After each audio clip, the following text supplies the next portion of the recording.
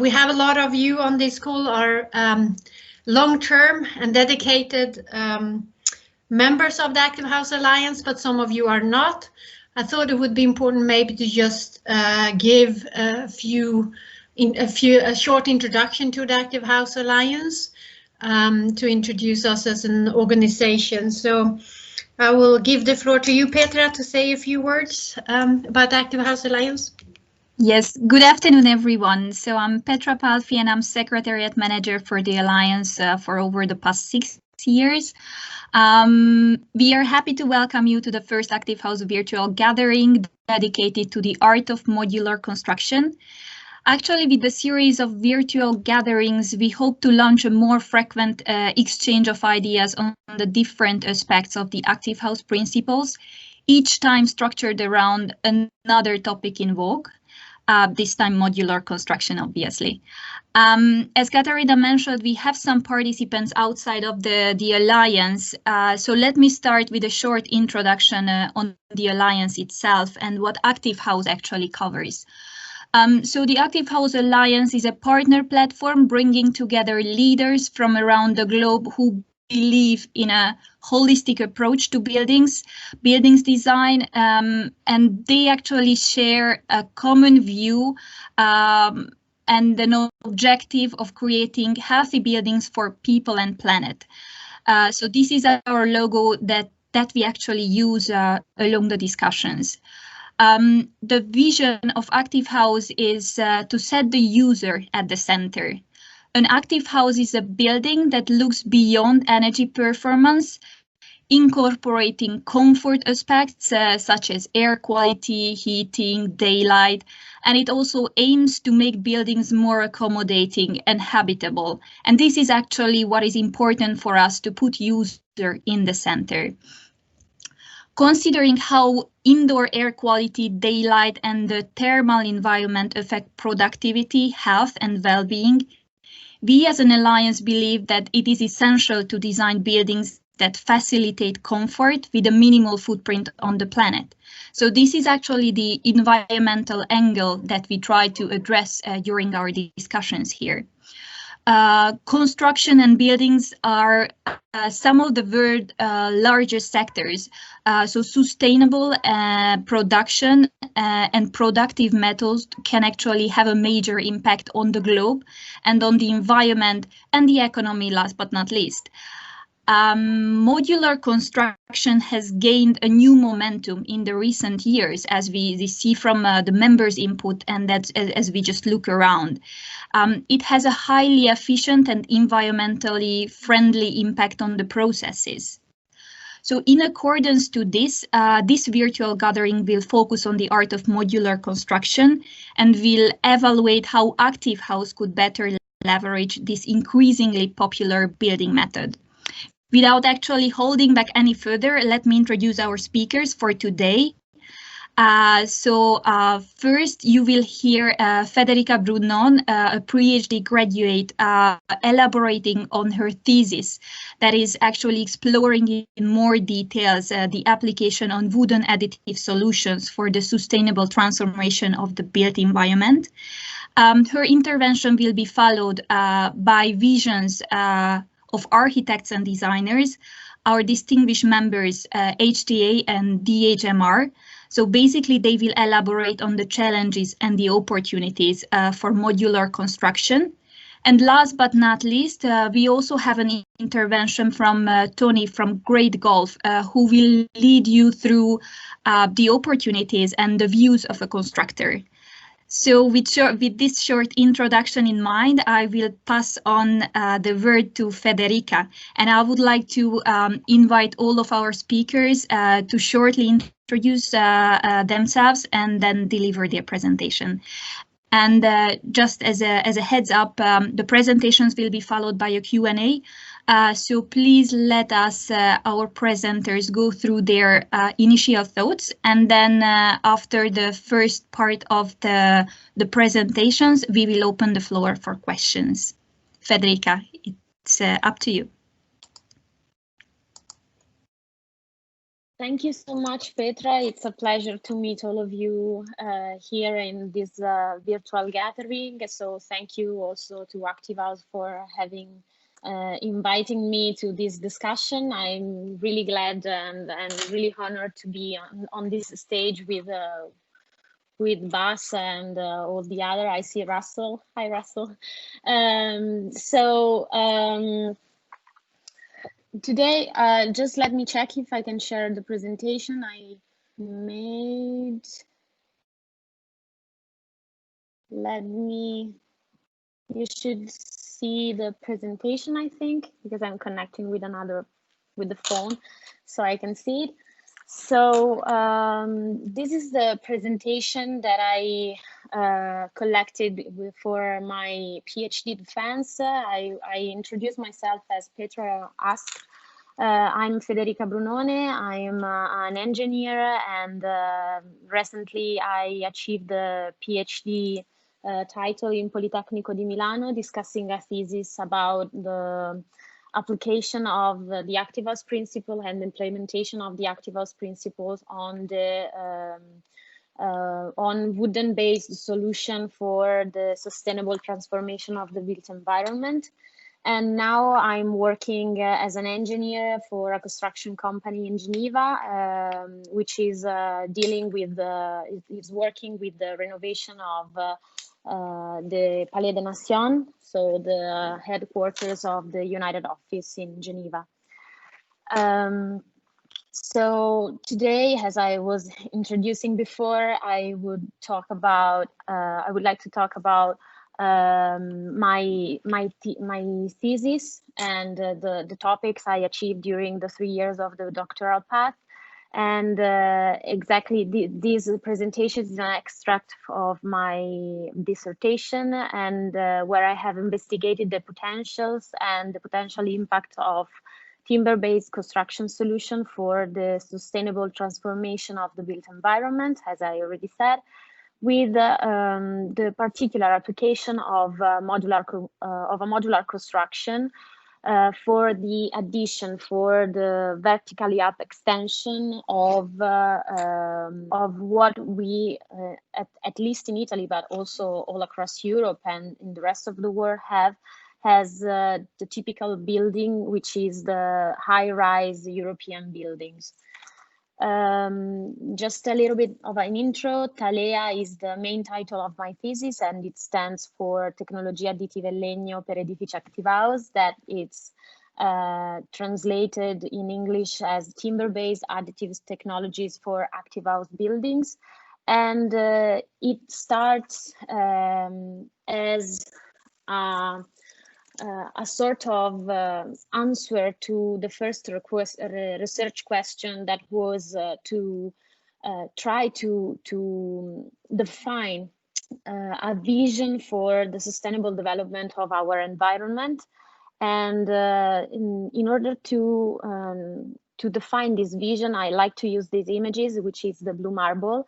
And it's the first picture that we captured of our Earth from the space, and it was captured in 1972 for the first time. And here, for the first time, we were able, as humans, to see ourselves as a humankind, as a part of a bigger picture, with the awareness of a shared future, and not something that is just divided by countries' borders. And so for in this kind of perspective, we saw for the first time the need of a global investment for the next generation. A need that is also proved by numbers, and in fact, during the last decades, you may all know how impactive is the construction industry, and which is the role that is playing in the environmental issue, having a huge impact on our environment, with numbers that are proving it every day, but also on ourselves. This is another very important picture, a set of important pictures that follow my thesis and were crossing by my thesis, and it's a campaign from Velux, which is called the Indoor Generation. And it shocked me when I discovered that really we are the indoor generation. We spend more than 90% of our time indoor, and we cannot assume that the quality of our living space will not have an effect upon us. So our construction environment is actually having an impact on our environment, in terms of earth, but also on ourselves in terms of our health. So how to face these important challenges in terms of construction, and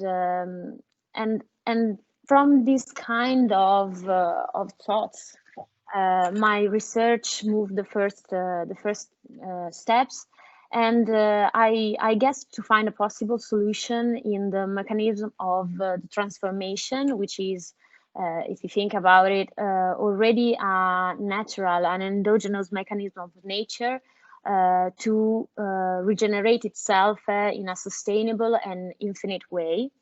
And if you try to translate, to apply it to the construction sector and to constructions, to buildings, I've seen it in what it's called the retrofit or additive design for the existing buildings, or what's so-called also the construction layering that I especially studied with timber-based construction systems. So in this sense, these systems can be indeed applied to the construction layering strategy. So the addition of more layer as volume or as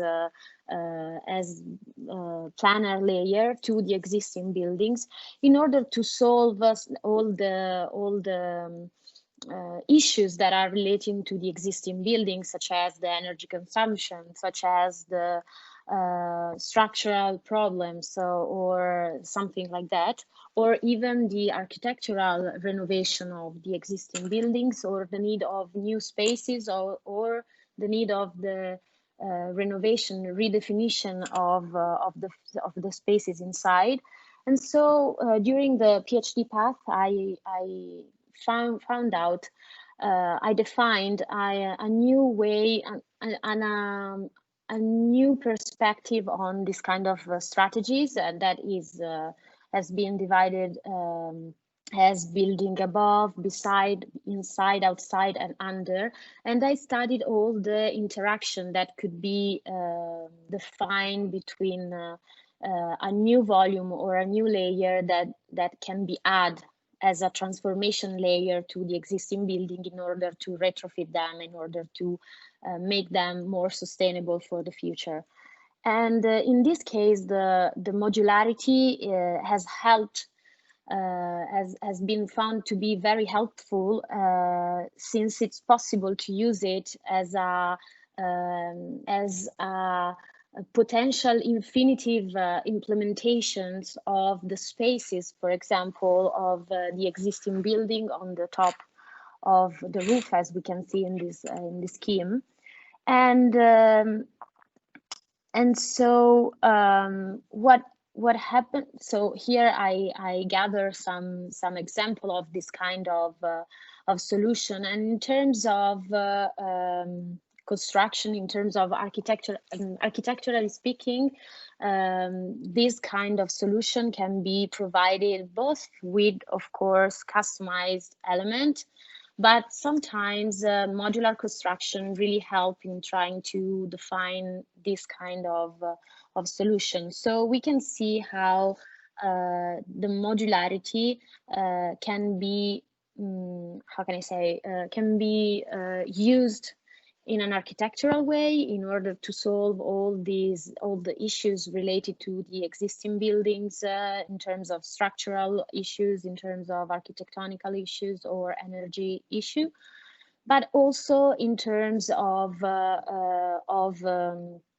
technical evaluation. And in order to prove to not just talk about strategies, but in order to prove and assess the feasibility of this kind of solution, we, of course, I mean, me and my team and the team I work with, we worked on the active house approach in order, because of course it's one of the most reliable one if compared to all the others. And what we define is to have an implementation of the active house radar with new dimensions that can directly assess the characteristic, the features of this kind of new solutions. So we were talking about additional elements to existing buildings, and we were talking about wooden-based construction systems, and so this methodology was studied in order to implement the criteria of the active house radar with other dimension of evaluation in order to have an holistic tool that could be able to analyze very deeply this kind of solution and assess them in all their characteristics. So beside the comfort, energy, environment criteria that Petra was talking about, we define also the structural load, the construction feasibility, the economic affordability, and the industrial construction criteria. And if you think about it, modular construction can really touch this kind of criteria in terms, for example, of prefabrication, modular construction in terms of technology, and not only about talking about the architectural side, but the modularity of a construction solution helps to reduce the timing of assembling it and helps to perform maybe to improve the level of prefabrication, and so have a better quality on site of what is going to be assembled, and then move the module directly on site in order to assemble everything on site.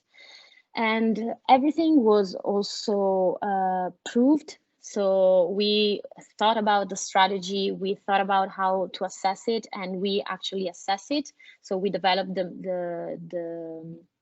the instrument, the tool, and also we tested on site. So we had two different case studies. One is 1+1 house, which is a single family house in nearby Bergamo, and the other one is actually a project which collect a strategy which represents a strategy that is the N+1 dome, and it's a project which aims to guess the potential of the transformation of the existing high-rise condos which are very widespread in Italy, and this is a picture that I took from my house.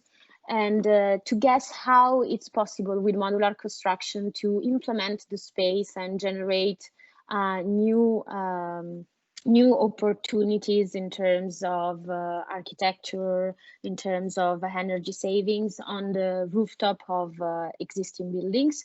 And so with the modular construction, that was an assembly of different very tiny modules that has then been shaped according to the exposition to the sun. This module can be installed on the roof of the building in order to generate these new opportunities. This is actually this is the module that was assembled in Marlegno, which is an industrial company in Bergamo, which is working with wood, and it's really working deep in the prefabrication of modular construction. And after this, and this is the mock-up of the building, and this is actually the real prototype, which is Velux Lab, the office where I worked for the 3 years of my PhD with Professor Marco Imperadori, which is my professor, which was my professor. He's my professor for the PhD career, and I worked in his team, and we worked together to this very important work, and this is the modular solution. As you can see in the top of the slide, the module is assembled directly, is assembled before outside with the prefabrication technologies, and then is assembled on site in order to create the bigger picture. And so here we have a visualization of what should be the idea to have this modularity that is going to populate the rooftop of high-rise buildings. And then Federica, yes. It's fascinating, just to make sure that we have some time for other speakers as well. Absolutely. I'm sorry. It's beautiful. I do not have the time running. I don't know on the screen. So, okay, I will go very quick. We tested it with different type of technologies, and we got the results in order to understand if it was worthy what we thought. We thought, and we tested also directly and actively on the prototype of the Velux Lab, and this is the result applied to the entire construction process, from the design optioneering part to the cognitive building part. And I will be happy to make a clarification if anyone has any kind of questions. And this is the most important one of the most important outcomes, which is the thing that this kind of strategies is really has really a very high catching potential to the market, because we have so many buildings that need to be retrofitted and could be retrofitted with modular construction on the top of it, or with the other kind of strategies we mentioned before. So thank you for your attention. I'm sorry to have talked so much, and I hope you enjoy the presentation. So thanks a lot, Federica. It's really fascinating and lovely to see, but I need to keep a little bit on the time here as well, because we have more fascinating and interesting speakers. So I don't see any questions, so I would then just to continue with the next speakers, who's going to give us more of the perspective on this, not from the academic, because now we had the academic voice, but more from the architects and designers' point of view. I don't know who wants to start, if it's you, Bas, or Rory, but the floor is yours. And if you have some slides to share, feel free to share them here with everyone. Thank you. Rory and I had a discussion about a week ago, 2 weeks ago maybe, and we decided there was we'll sort of give an introduction, show some a project that I'm currently working on without providing any answers, and then Rory giving the real world experience and insights about modular construction. I will share my my screen. If I can find it there.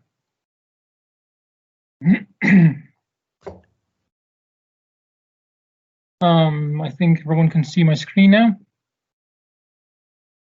Yeah, we can see it. See you again. Okay, good. I'll start with an introduction. I work at DGMR. We're an engineering and consultancy firm, and we offer innovative solutions for a sustainable, safe, and healthy living environment for today and tomorrow. We work on quite a number of well, we're at the forefront of the technological and sustainable projects in the Netherlands. We have a lot of experience with various sustainability models such as BREEAM, but also Active House, of course. I myself, I'm deeply involved in Active House. I'm a board member, both international and on a national level. I've been involved with the new specifications 3.0, the creation of the design guidelines of Active House, And I am a Active House Award winner with my own home that I designed myself. I would like to take you on a sort of an introductory project that I'm currently working on. This is somewhere in the center of the Netherlands. There's a question by a developer for a place or a project where there are very high ambitions with regards to sustainability, but also the well-being of people.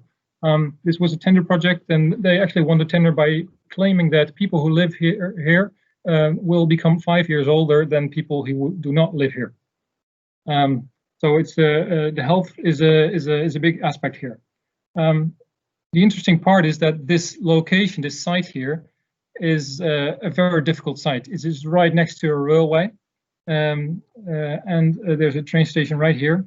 There's a relatively busy road here, and there's an existing monumental building right here. And this plot over here is actually slightly ahead of this one, so there are already being houses and it's construction already going on here. So it's a very challenging site. This is sort of a preliminary sketch that they won the tender with, and you can see it is right next to the railway station.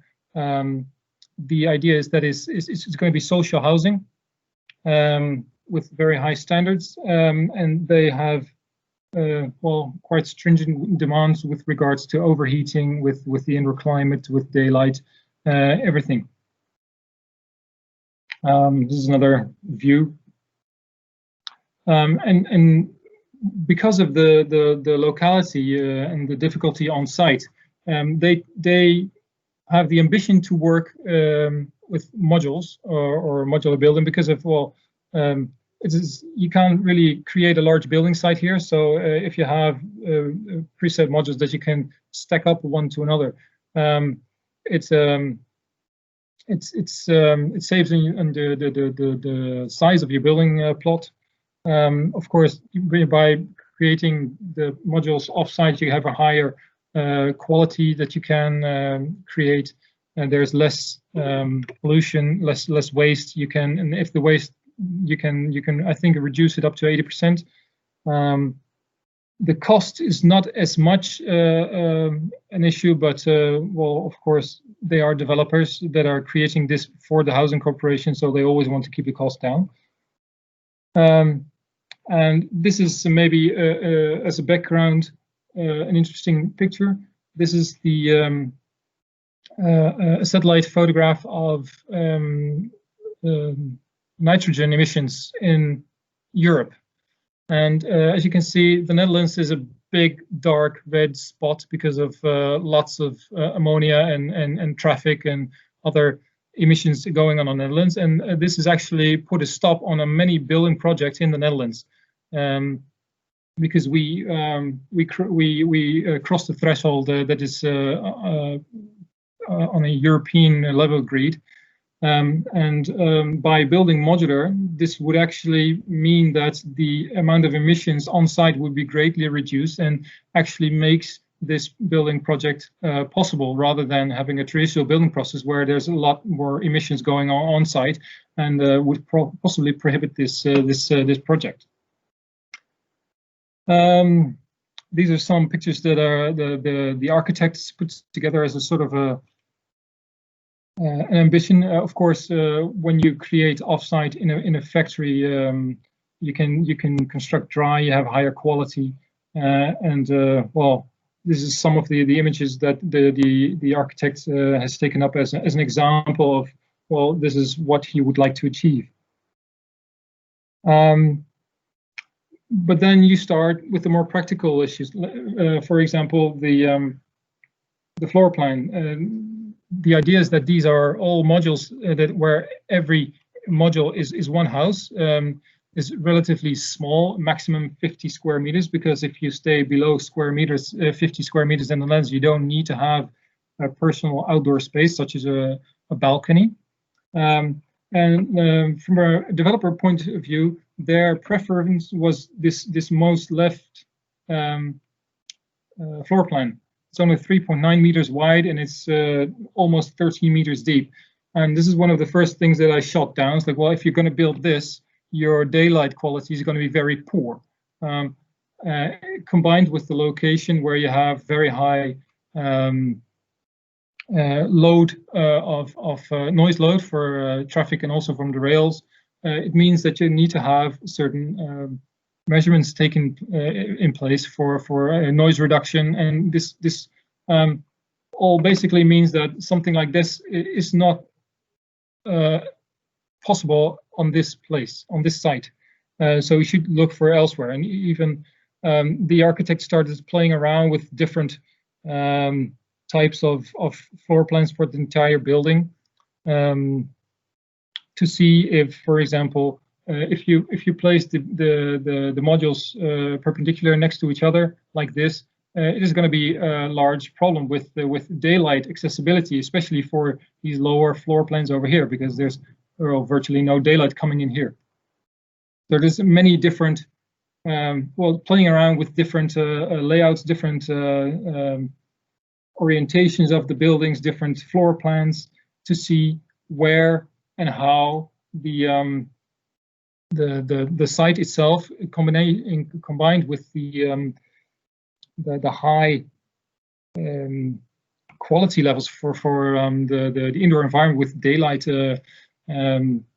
with sound level, with the insulation, like all the other aspects need to be incorporated here that actually works, and at the same time doesn't really break the bank, because everything is possible, but it will start costing more and more. While you would like to still have the same floor plan as many times as you can to optimize the process of the modularity. Here you can see the noise coming from the railway. In Holland, if you go above 68 decibels, you need to have you basically can't have openings on the facade with a high sound levels. So no open windows, no ventilation openings. It needs to be completely soundproof, completely shut. As we say in Holland, it's a deaf facade.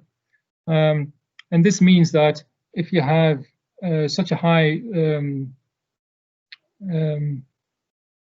acoustic load on this side, you can't have any openings there. You can't have the open door there. So you need to have the, for example, you need to have the gallery to just get into the house on the other side, on the lower sound level side. And this means that you have a limitation here. You have something that prevents full daylight access. So there's all these kind of aspects that play together here that impact the comfort score, but also the energy score of the building. I would like to close off before I leave the floor to Rory with this picture of the Active House radar for the Active House specification 3.0, where you have all the aspects that we try to incorporate into the new building, which is daylight, thermal environment, indoor air quality, and acoustic quality. Next to, of course, the energy demand, which is energy supply, primary energy performance, and the energy demand itself. And then sustainable construction is something that is should be very well possible within the modular construction if we can pull this off. And to finish off with fresh water consumption as the last part. Rory, can you give us some examples of things that you have achieved? Your sound is so I will share my screen, and then I'll take you through some of the work that we've done in this area here at the UK. While I'm waiting for my computer to respond, I'll just this is a book that myself and a colleague have recently published on the topic, which you can purchase at Amazon or the Royal Institute of British Architecture bookshop. So it's the Modular Housing Handbook. We're housing specialists, So we tend to focus on the housing market in the UK mainly, but in some other international projects. And we work with clients across all the sort of housing sectors. But in the last decade or so, we have increasingly moved into prefabrication as a method of delivery with a number of clients. And these, and our services sort of cover the full design spectrum. So from the interiors to architecture and large scale projects, and from lower rise up to quite high rise. And the growth in our projects over the last number of years for offsite and offsite related type projects has been quite dramatic.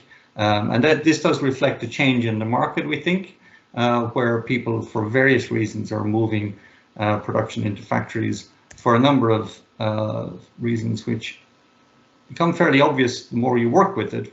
And a lot of it is to do with things like safety and sustainability. The sort of control you get from a factory versus the chaotic nature of traditional building sites is quite dramatic.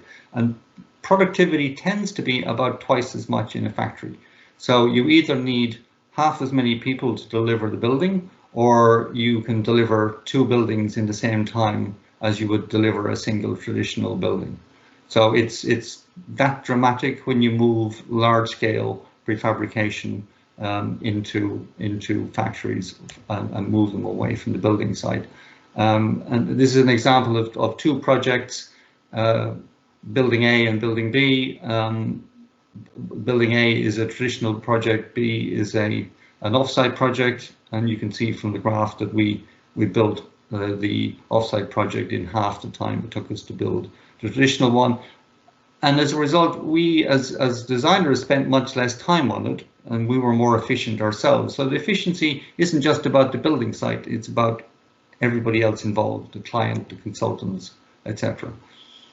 And there is often a very strong business purpose behind this. So if you take a traditional project which might take 4 years to deliver before it starts to return an income, whether it's a rental building or a sale building, and if you have that period down to 2 years, then obviously the finances start to be repaid in half the time. So borrowing costs are lower, and meanwhile you can get on and do another project within the same 4 years.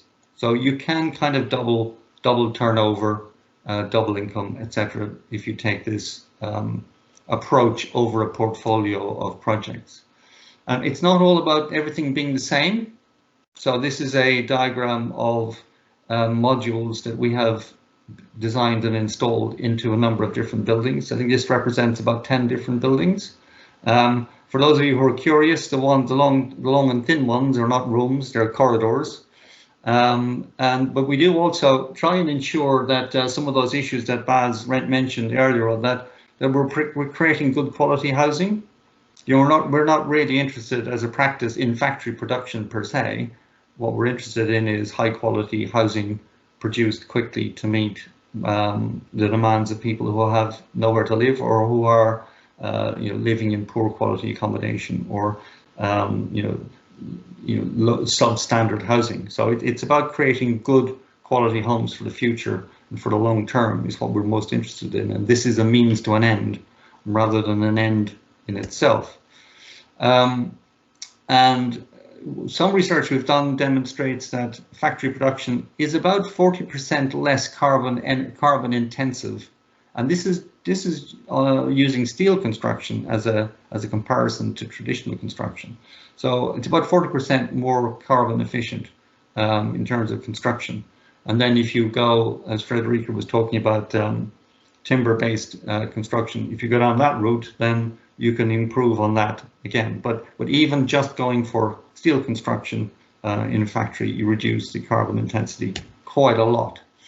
And there are many different ways of working with factories. We tend to be at the extreme end, so numbers 5 and 6 on this chart, where you're finishing full-scale rooms, or even a room plus a bathroom, or a room, a living room and a kitchen in one three-dimensional volume in a factory. So they tend to arrive fully finished on site with walls painted, fixed furniture is installed, tiles are on the walls in the bathrooms. All the services are already plumbed in, ready to be connected when the modules arrive on site. So a typical process for an apartment building would be something along the lines of this, where we start building things in the factory at the same time as we start building them on site, and then when the core and perhaps the foundations and the entrance and perhaps retail areas are complete, modules start to arrive. And as they're stacked up, then we use mast climbers to deal with the facades. And then over time, the mast climbers assemble the facades, and the crane has been removed. There are still some finishing works to be done internally in common areas and perhaps shared areas that can't be prefabricated. But even so, even with that work on site, about 70 to 80% of the building is in terms of value, is created in the factory. So, and one of the potential benefits we see from this, and this has happened on at least one project here in the UK, is where customers can intervene and customize the project. So this is a tool that we built with a client to enable customers to view the housing project and to interact with it and make choices about which version of the home that they wanted to own, and things like its energy performance and its cost and the costs to run could be seen to change depending on which option they chose. And there's a large-scale project underway here in the UK, which is being built in a factory, which is using this technology to interact with customers. And interestingly, during the pandemic, their sales rates continued unchanged, whereas most other building sites, people were not able to visit a showroom. So this project, because it's using digital tools, was able to continue to interact with customers and sell. So the kind of linkage between digital tools and manufacturing, I think, is a fairly obvious link to make. The other thing that's happening is that factories and manufacturers are collaborating more, a bit like the car industry. So they don't feel they have to make everything themselves. So there are many pod manufacturers, bathroom pod manufacturers, for example, so they can sell their pods to another manufacturer to incorporate into, say, in this case, this is a student room suite. So not everything needs to be made by the same manufacturer in the same factory. Not every material is suitable for every building. So one of the issues with the timber construction is how tall you can go and local fire regulations and so on. So there is also different strategies for different manufacturing types depending on the building type and on the building use. And so far we have delivered about 6,000 dwellings or student rooms or hotel bedrooms to date, including the tallest modular building in Europe, which was finished in 2017, and now the tallest modular building in the world, which is on site and just finished in Croydon, South London, at 44 stories. And that's the sort of varying scale. Actually, we should have some houses on there. So we're working on projects with 2 or 3 story houses at the moment. So it goes from all the way from typical family homes on one axis to large buildings, usually buildings for investors. So the investment community likes the linkage with manufacturing because manufacturing tends to deliver a building on time and to budget. Even if it's a bit more expensive, the fact that it can be delivered more quickly, more reliably, and on time means that in terms of a business proposition, it more than pays back any additional construction cost that it might incur. And even that additional construction cost tends to vary a lot between different types of projects. So it's impossible to say it's always more expensive. For taller buildings, the anecdotal evidence is that for taller buildings, it's cheaper than traditional contracting. So you're delivering units which are this sort of size and scale, between 15 and 20 tons each, and that box has a student bedroom. It has a bed inside, and as I said, it's fully finished and plumbed and it's locked up, ready to go. The corridor, which is this part on the end, is not finished because of the number of services that need to be connected after that is installed. So a sort of a typical construction process for that tall building is, so here from October 2018 through to July 2019, you can see in that sort of 7 or 8 months, you can see the bulk, at least half of the building is complete. And then we move to February this year, and the building is pretty much there on the outside. And then works that have happened since then have been in the internals, in the shared spaces, communal areas, and so on. So a very, very fast construction process. And even though it's fast, it still only produces about 20% of the deliveries and visits to site that a traditional contract has, because most of the workforce is in the factory and not on the site. So all the trips that they would normally do, either coming by public transport or car or bike or whatever, none of those are needed, or very, very much fewer of them are needed, and very much less of the on-site management team and welfare, kitchens and bathrooms and canteens and so on for the workers are not really required. So some more site photographs showing the construction process.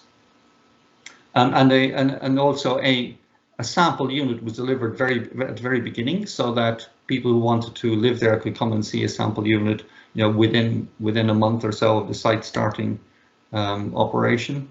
And then the facade too was prefabricated, coming from Austria, a terracotta tiling system, which was brought to site and then installed from those mast climbers.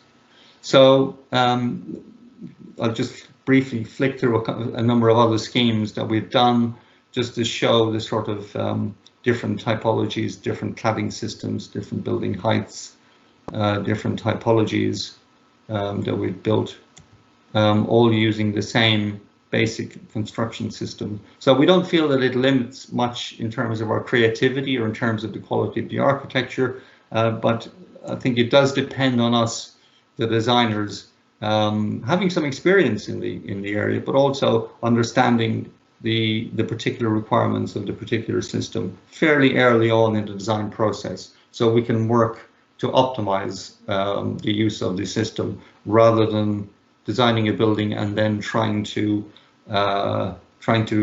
shoehorn, we would say here in the UK, or trying to put a square peg into a round hole by using, if we design a building which is not appropriate for that system, then it ends up being an unhappy experience. So it's really important that everybody in the design team understands the kind of approach that's going to be taken to deliver these buildings from the beginning, and it doesn't come along as a surprise to somebody halfway through. So we don't see it any barrier to quality or any barrier to creativity, but it just needs to be a decision that's made pretty early on in the design process. So I'll stop at that point. Thank you, Rory and Bas. We have some questions, but we're also running out of time. So let's quickly give some answers. I think it was one question, let's see, about the name of the company running this platform. I'm not sure if that was for you, Rory, during your presentation, but also a question on, related to when you build with modular systems, that you would, and you stack the pieces on top of each other, there's a void between them, and how you handle them to make them fireproof. I don't know if you, Bas or Rory, want to give a quick response to those questions. They do need to be the gaps need to be dealt with from a fire point of view, but those are done. What tends to happen is that as each floor is laid, so if you think of it as a floor per floor approach, that each floor is independently sealed from the next floor, and the modules themselves are fire rated between each other. So in fact, you get a higher level of fire performance from a building with this approach than you do from a traditional building. And also you have the factory quality control, which means that the sealants and tapes and joints and so on can be controlled more thoroughly than normally. Okay, thank you. And then I just want to introduce our last speaker, knowing that the time the clock is ticking. So we would also want to hear from the constructor and the viewpoint from there. So I would invite you, Tony, from Great Gulf, to share your experience on working with modular systems. So the floor is yours. Okay, thank you, everybody, and happy to be here. A good day. Really honored to be part of this. So I'll get started really quick. I'll just share my screen here.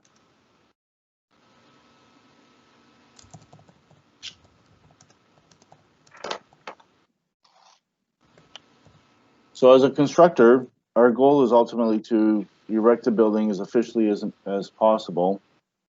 We can control the size and shape of panels and ensure tightness and tolerance never achieved before.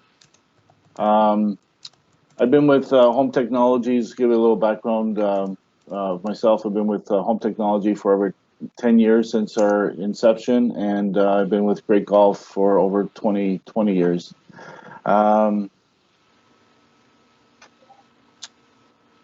Our shapes and sizes, we typically make panels and buildings any shape and size. Our primary goal is wood construction.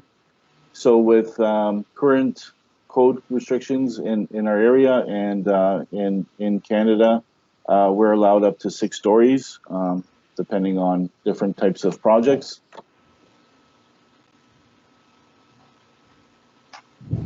With infill projects, it allows us to do any type of building within the city and city limits. We can show up early in the morning with panels that can be installed on the same day. We're not taking up any room on the site, which is very limited, especially in high density cities. So infill projects are very adaptable and great for our panel solution. And we can pretty much do any shape and size when it comes to panels.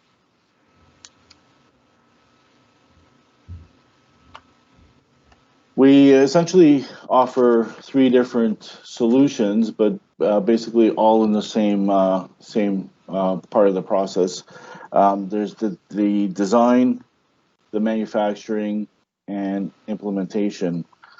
We can, and we tend to focus on control and execution. So we control the design aspect, and not in terms of the design, but in terms of how panels come together and details.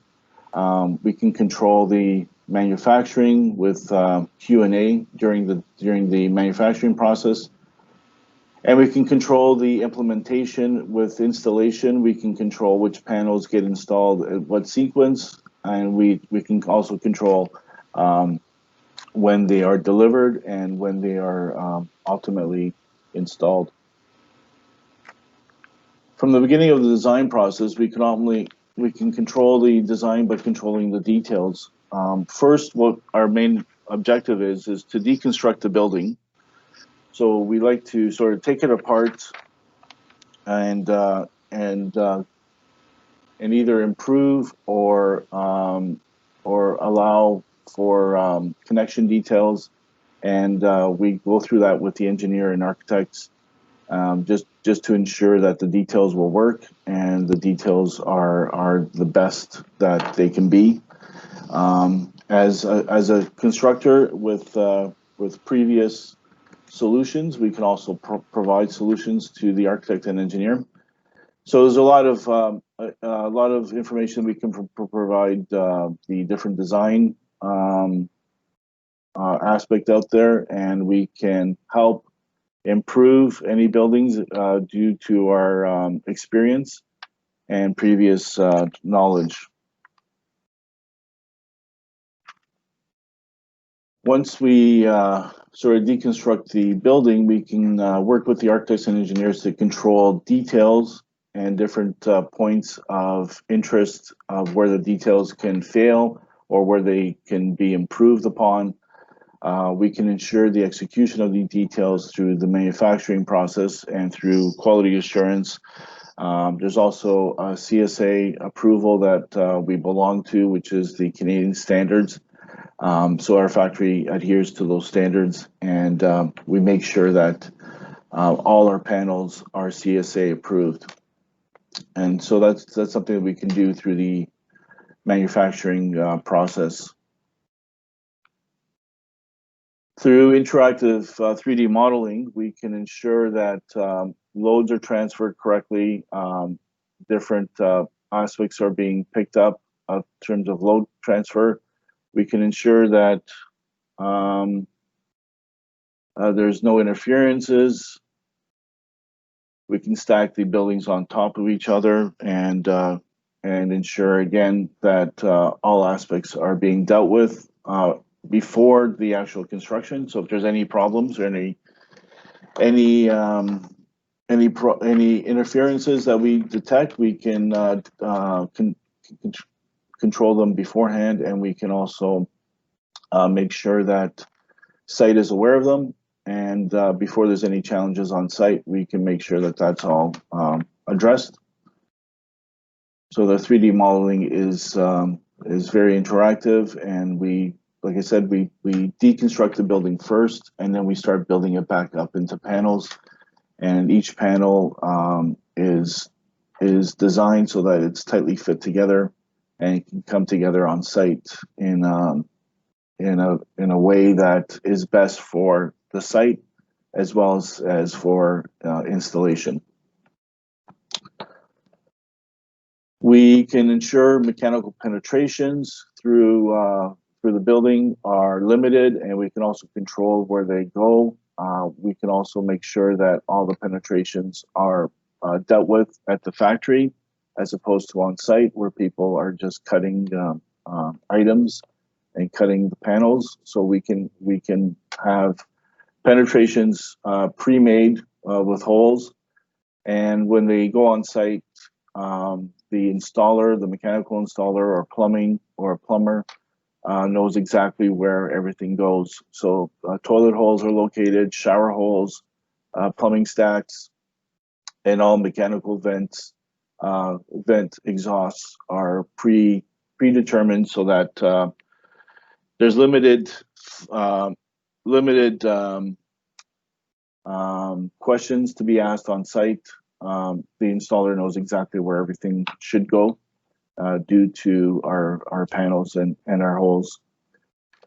Our manufacturing facility is state-of-the-art. We have robots and machines that are controlled by our software.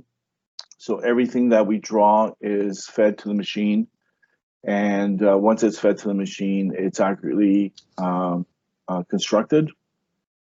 So we can ensure quality assurance through checking our panels before they are released to the machine, and checking through computers and our software. And then once they are fed to the machine, we are confident that everything is correct. And then once the panels are produced, we also make sure that there's a QC check afterwards for every panel that's constructed. And then again, our manufacturing facility is CSA certified, so we need to follow certain protocols and regulations as well. For the carbon footprint, I believe this was discussed, but with panel construction, we can reduce the overall emissions by 42.8% compared to stick-built or regular method in North America. So that's a pretty big reduction. We can reduce energy, and of course, we can reduce waste, and as we discussed, emissions reduction due to the panelization process. We were part of the first part of the constructor and part of the design team for the first active house in Canada. And again, this was also brought up, but Active House gears towards comfort, energy, and environment. And through our Active Houses that we have achieved in the Toronto and Greater Toronto area in Canada, we have achieved these factors quite well. There's also a Energy Star compliance that we need to adhere to, which is a little bit lower than the Active House rating, but it is part of our local building code. And so some of the Energy Star that we try to achieve is the air changes, and we're able to, through our houses, reduce the air changes and come way below Energy Star standards. And the reason why and the way we were able to do this is basically through control of our connections, our tolerances, and our air leakage through our building envelope. With penalizations, with LEED Canada, we're able to achieve up to 9 points, which is pretty big for LEED and point system. With our factory and our controlled climate, we're able to provide innovation. Innovation is not highly promoted in the North American construction industry. Each project normally in North America, after the project is done, people disperse, the team is dispersed, and a new team is assembled for the next project, whereas we can ensure that our team is always intact, and what we innovated from a previous project, we can use and improve on for a future project. So innovation is key for us. Through our manufacturing process, we can assure high performance homes. We can do that through achieving the control of the building envelope. We prepare details that can be used in our manufacturing process, and we can ensure that the manufacturing process is done precisely. In a very simple example, like a window, we can reduce air leakage and moisture problems very easily through control. We can control the windowsill protection, proper flashing, air tightness, and as well as quality control for every opening or window installation that we do. So I know we're running over time here, but a lot of people have still stayed, so I didn't want to interrupt you, Tony. Okay. Maybe a few words to wrap up. It's a fascinating topic, so I don't want to intervene, but maybe if you have some last points that you want to share with us. Yeah, I have just a couple of more slides. So with the controlled environment, CSA quality, we can ensure innovation and development. And just a little video to finish off.